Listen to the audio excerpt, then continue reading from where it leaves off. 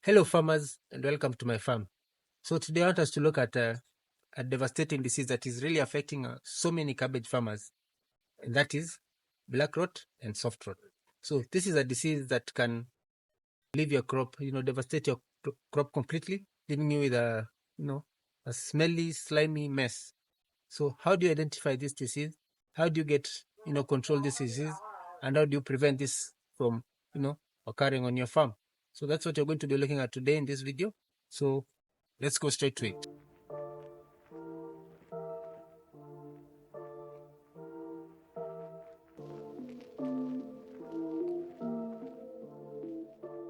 So let's break down these diseases.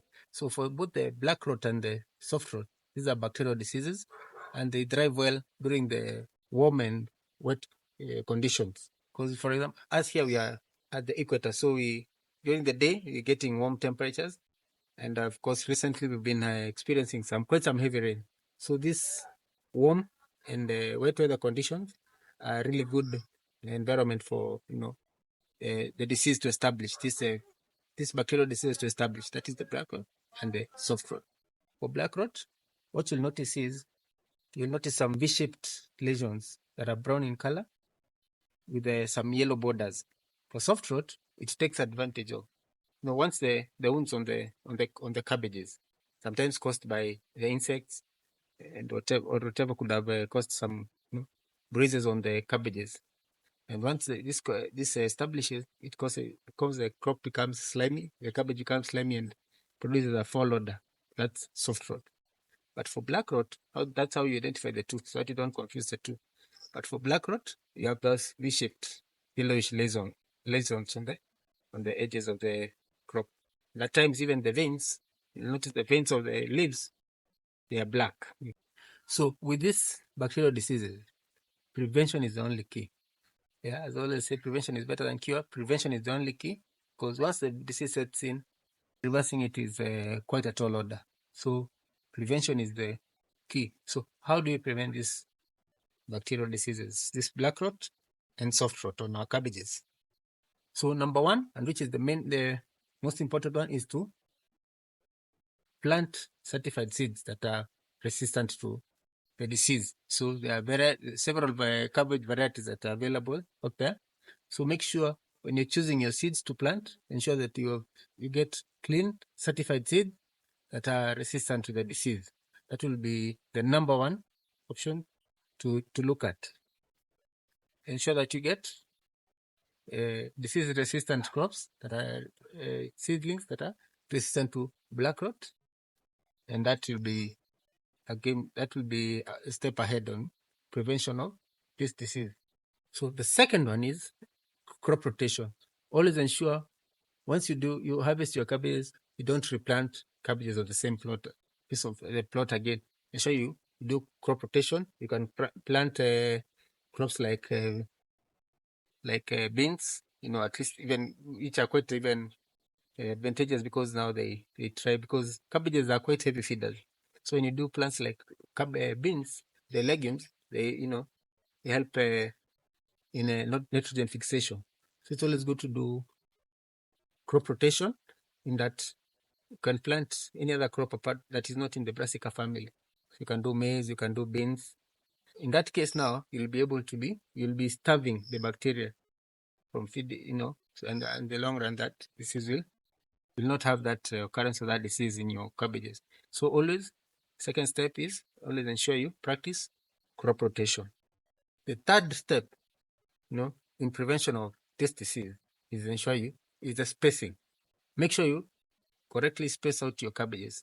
Ensure that there is enough, space while you're doing your cabbages. So ensure there is good spacing. So with good spacing, it ensures that there is enough air circulation. And with enough air circulation, there's no moisture buildup. Because once there is moisture buildup, that's where now these bacteria are able to thrive. But if you ensure that you have good spacing, enough spacing, that now there's enough air circulation, so that the target is to ensure that there's no moisture buildup, and that will not create a good environment for the bacteria to thrive. So the other step is watering. You need to ensure that you water wisely. if you're doing watering, try as much as possible to avoid overhead irrigation.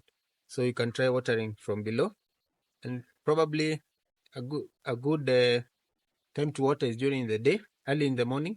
So that now during the day now, the leaves can dry off.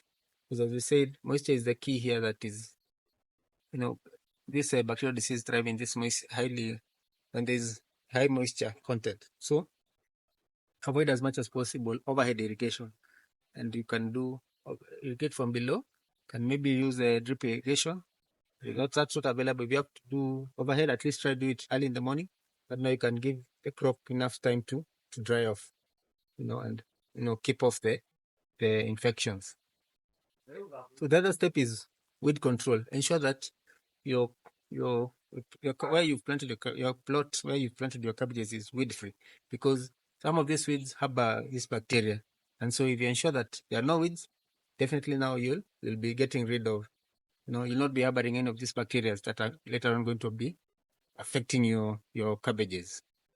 So the other step is to check on your sanitation. Always ensure that you clean your tools. When you're moving from plot to plot, make sure your working tools, the tools that you use in your garden, you make sure you clean them and disinfect them. Because to ensure that you don't, spread the disease from plot to plot or from crop to crop. So if you're working on this area or a certain area at this moment, these tools, ensure that once you're done, you clean and disinfect them, but ensure that you don't spread the diseases from one area to another. So the other key step is to ensure that you maintain clean hygiene. Sanitation is key to ensure that the diseases don't spread. So the other key step you can do to ensure that you prevent these diseases from occurring is giving the crop a calcium boost. So you can add the calcium to your soil to ensure that what the calcium does, it strengthens the cell walls of the crop, and thus prevents the crop from being affected by these diseases. So you can do a calcium boost. So this is doing organic. You can do something like crush eggshells or add lime to your soil. That will help to make sure you add, boost your calcium. You can also do a calcium foliar, if you don't have anything available for the soil, or you can do both, complement.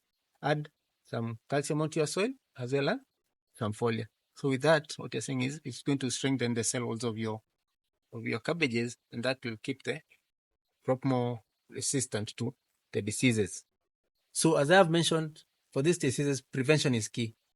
But what do you do if, some of the preventative measures that you take, but at times, even the best defenses that you take, at times they can easily be breached. At times they can be breached. So what happens? So what happens if you identify, the disease on your crops? So if you're able to identify there's black rot on your cabbage, so what do you do? So one of the steps to, once you identify that there's black rot on your crops, is to remove the affected crops. So remove the affected crops and destroy. Do not add that matter to the compost, and don't even feed it to the animals, because to avoid spreading of the bacteria. Because even when you feed to the animals, that can easily be, the bacteria can be easily spread back through the manure, especially if you incorporate the manure back into the soil. So and also for the compost, you're going to spread the bacteria. So what you do is you remove the affected crops and destroy that crop. So the second thing you can do, once you identify that there's the disease in your cabbages, especially during the early stages, is do a copper-based spray. So what the copper does, it does not cure, but it slows down the spread of the bacterial diseases. So once you identify that you identify the disease on your crops, you can spray a copper-based. You can do a copper-based spray, to slow down the spread of the bacterial disease. So for those doing organic, you can use something like neem oil. Spray neem oil to suppress the spread of the disease. But as I've said before, prevention is key. It's always, for this disease, it's better to prevent than to let the crops, the disease setting and be able to cure, because reversing this or curing this is quite a tall order.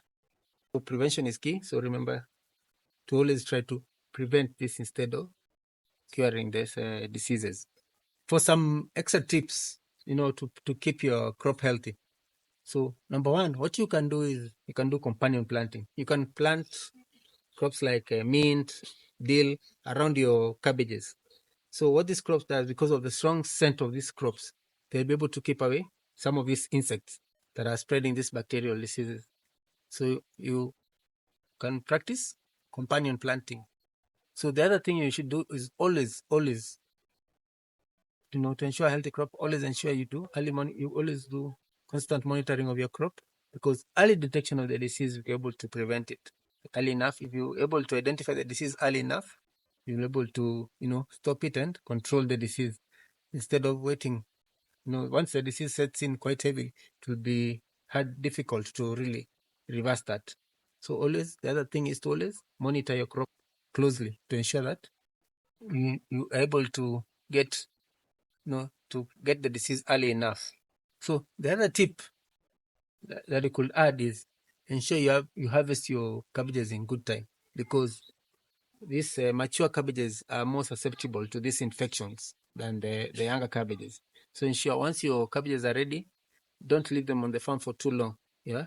So harvest them early enough so to ensure that the crops are not infected.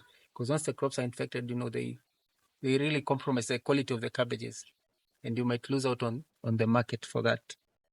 So if you follow these tips, you'll be on your way to winning the battle with the black rot and soft rot. So remember, with these diseases, prevention is key. Healthy cabbages start with prevention. So if you follow these steps, ensure that you prevent these diseases from setting in, you'll for sure be assured of a healthy and a fruitful harvest. So thank you for watching. Till the next one, happy farming.